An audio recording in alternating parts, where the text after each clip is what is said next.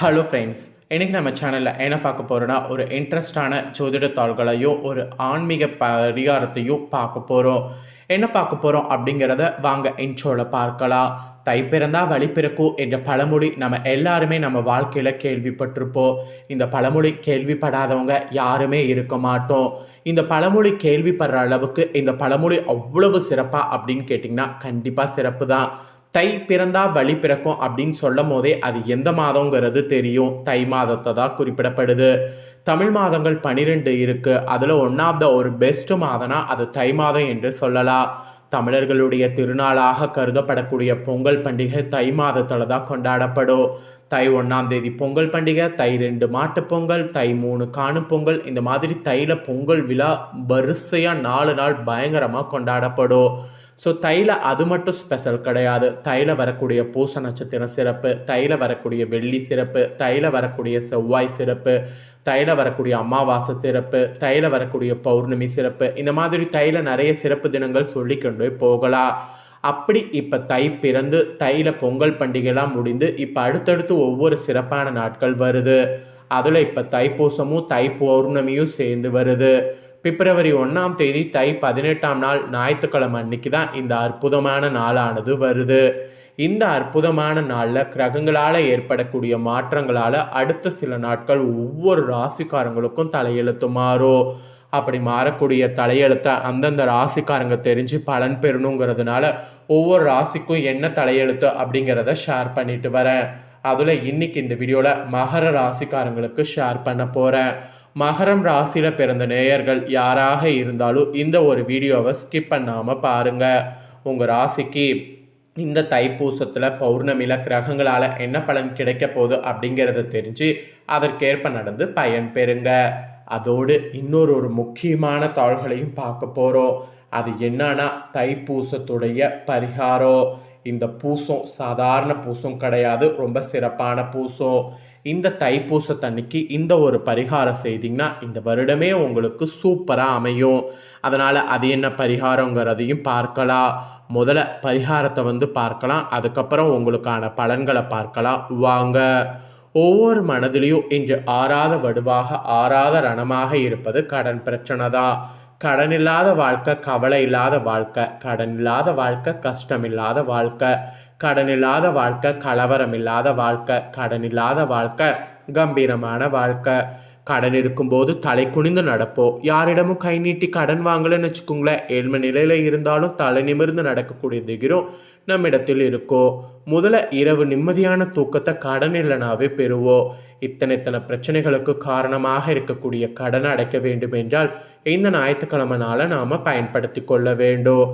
கடனுக்கு காரணமாக இருப்பது செவ்வாய் பகவான். இந்த ஞாயிற்றுக்கிழமையோடு சேர்ந்து தைப்பூச திருநாள் வந்திருக்கு. ஸோ இந்த நாளை தவற விடலாமா? கண்டிப்பாக விடக்கூடாது. நீங்கள் கோவிலுக்கு சென்றாலும் சரி, வீட்டில் இருந்தாலும் சரி, இந்த ஒரு பரிகாரத்தை மட்டும் முருகனை நினைத்து செய்து விடுங்க. காலத்திற்கும் கஷ்டம் இல்லாமல் கடன் இல்லாமல் சந்தோஷமாக வாழலாம். நீங்கள் செய்ய வேண்டிய அந்த எளிமையான பரிகாரம் என்ன, அதை இப்போ நான் உங்களுக்கு சொல்கிறேன். அந்த ஆன்மீக பரிகாரத்தை தெரிஞ்சுக்குங்க. இது தைப்பூச முருக பரிகாரம். முருகன் என்றாலே 6 முகன், 6 நட்சத்திரங்களை கொண்ட கோலம், 6 விளக்கு, அறுபடை வீடு, இப்படி சொல்லிக்கொண்டே செல்லலாம். இதில் பொதுப்படையாக இருப்பது 6. ஸோ 6 1 ரூபாய் நாணயங்களை பரிகாரத்துக்கு எடுத்துக்கொள்ளுங்க. செவ்வாய்க்குரிய நிறம் சிவப்பு நிறம், புது துணியாக இருக்க வேண்டும், அதுவும் காட்டன் துணியாக இருக்க வேண்டும். சதுர வடிவில் ஒரு துணி, புது ஜாக்கெட் பிட்டையே வீட்டில் இருந்து கூட வெட்டி எடுத்துக்கொள்ளுங்க. ஜாக்கெட் பிட் காட்டனில் இல்லை என்றால் லைனிங் துணி கூட வெட்டி எடுத்துக்கொள்ளுங்க, தவறு கிடையாது. ஆனால் பயன்படுத்தாத புது துணியாக இருக்க வேண்டும். அந்த புது துணியை ஒரு முறை தண்ணீரில் போட்டு நினைத்து காய வைத்து பரிகாரத்துக்கு பயன்படுத்த வேண்டும், அவ்வளவுதான். இந்த தினம் தைப்பூசத்து அன்னைக்கு முருகப்பெருமான் முன்பு நீங்கள் இதை செய்ய வேண்டும். வீட்டில் இருந்தாலும் சரி, கோவிலில் இருந்தாலும் சரி, உங்கள் முன்பு ஒரு முருகர் படம், முருகர் சிலை, வேல் எது இருந்தாலும் சரிதான். அந்த இடத்துல அமர்ந்து 6 1 ரூபாயை சிவப்பு துணியில் வைத்து முடிச்சு போட்டு கட்டி கொள்ளுங்க. கண்களை மூடி, முருகா என்னுடைய கடனை எல்லாம் குறைத்து விடு, என்னுடைய கஷ்டங்கள் எல்லாம் போக்கிவிடு என்று பிரார்த்தனை செய்து கொள்ளுங்க. ஒருவேளை உங்களுக்கு திருமணம் நடக்க வேண்டும், குழந்தை பாக்கியம் கிடைக்க வேண்டும், நல்ல வேலை கிடைக்க வேண்டும் என்ற பிரார்த்தனை இருந்தாலும் வைக்கலாம், தவறு கிடையாது. அந்த 6 1 ரூபாயும் அந்த துணியில் வைத்து முடிந்து உங்கள் கையிலேயே வைத்து கொள்ளுங்க. முருகனை நம்பிக்கையோடு பிரார்த்தனை செய்யுங்க. பிரார்த்தனை முடித்துவிட்டு அந்த முடிச்சை நீங்கள் வீட்டில் இருந்தால் பூஜையில் வைத்து விடுங்க. நீங்கள் வைத்த வேண்டுதல் நிறைவேறிய பின்பு இது முருகன் கோவில் உண்டியில் செலுத்துவதாக வேண்டிக் கொள்ளுங்க. வேண்டுதல் பழித்தவுடன் உங்களால் எந்த முருகன் கோவிலுக்கு செல்ல முடியுமோ உங்கள் வீட்டுக்கு பக்கத்தில் தெருவில் இருக்கக்கூடிய முருகன் கோவிலுக்கு சென்றாலும் சரிதான், அல்லது பிரபலமான முருகன் கோவிலுக்கு சென்று இந்த காணிக்கை செலுத்தினாலும் சரிதான். இந்த தினம் முருகனை நினைத்து இந்த வேண்டுதலை வைத்து ₹6 சிவப்பு துணியில் வைத்து முடித்து போட்டுவிட்டால் அந்த முடிச்சு அந்த முருகப்பெருமான் உண்டியில் சேர வேண்டும். அதற்கான வேலைகள் கடகடவென நடக்கும். உங்கள் பிரச்சனைகளை முருகன் பார்த்து கொள்வார். இந்த முடிச்சு எப்படியாவது முருகன் கோவில் உண்டியில் சேர வேண்டும் என்பது மட்டும்தான் இந்த பிரபஞ்சத்தின் பெரிய நோக்கமாக இருக்கும். அப்போது நீங்கள் வைத்த அந்த வேண்டுதல் சீக்கிரம் பழிப்பதற்குண்டான அத்தனை வேலைகளும் நடக்கும். அவ்வளவு சக்தி வாய்ந்த பரிகாரம் இது. இந்த தினம் நீங்கள் கோவிலில் இருந்தால் முடிச்சு அப்படியே பேக்கில் வைத்து வீட்டுக்கு கொண்டு வந்து வீட்டு பூஜையில் வைக்கலாம், தவறு கிடையாது. நம்பிக்கை இருக்கிறவங்க பரிகாரத்தை செய்து பலன் பெறுங்க. இது எளிய முருக பரிகாரம் தைப்பூசத்துக்கு. ஸோ இந்த தைப்பூசத்தில் இந்த பரிகாரம் செய்திங்கன்னா உங்கள் கஷ்டம் கண்டிப்பாக தீரும்.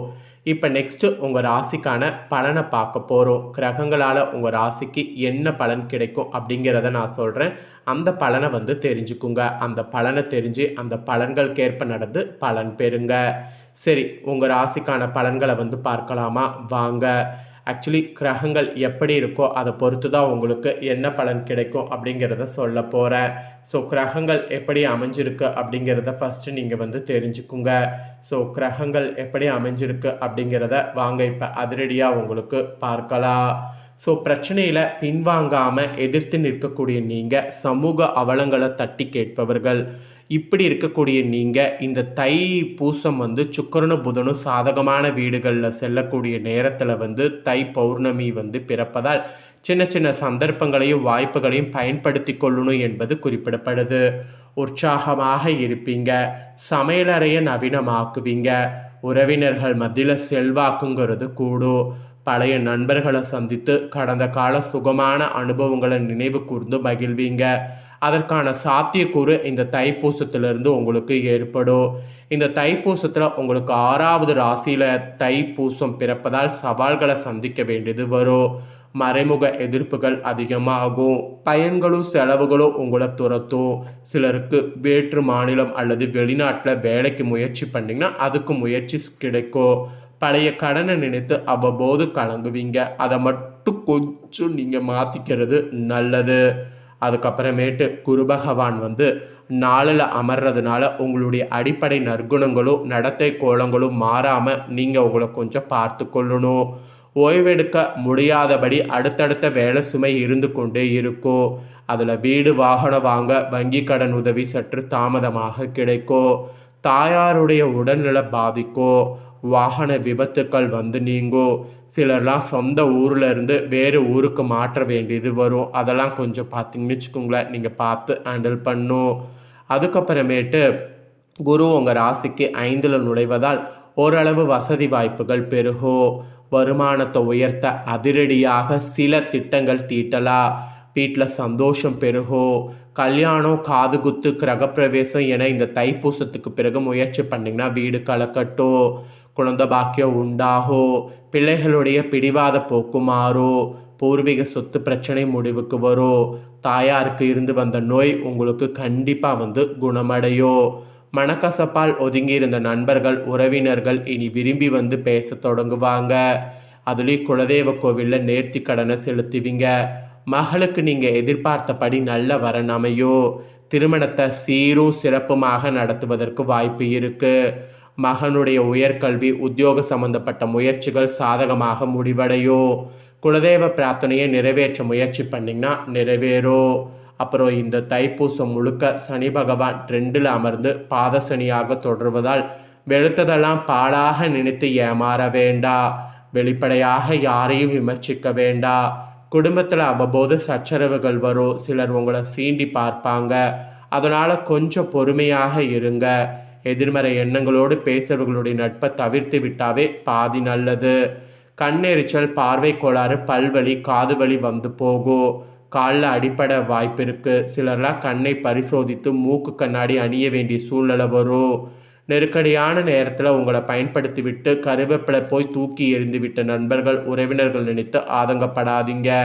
யாருக்காகவும் சாட்சி கையெழுத்திட வேண்டாம். கொஞ்சம் நீங்கள் கவனமாக இருந்தீங்கன்னா பெரிய பெரிய ஆபத்துக்கள் ஏற்படாமல் தப்பிக்கொள்ளலாம். ஸோ இதெல்லாம் தாங்க உங்கள் ராசிக்கு கிடைக்கக்கூடிய பலன்கள் என்பது குறிப்பிடப்பட்டிருக்கு. குறிப்பிடப்பட்ட பலன்களை தெளிவாக இந்த வீடியோவில் ஷேர் பண்ணிட்டேன். ஷேர் பண்ணதை தெளிவாக இந்த வீடியோவில் தெரிஞ்சிருப்பீங்க. தெரிஞ்சதுக்கேற்ப நடந்து பயன் பெறுங்க. இந்த வீடியோவை இப்போ நீங்கள் பார்த்து முடிச்சுட்டு இது உடனே லைக் பண்ணி உங்கள் ஃப்ரெண்ட்ஸ் ஃபேமிலிக்கு ஷேர் பண்ணுங்கள்.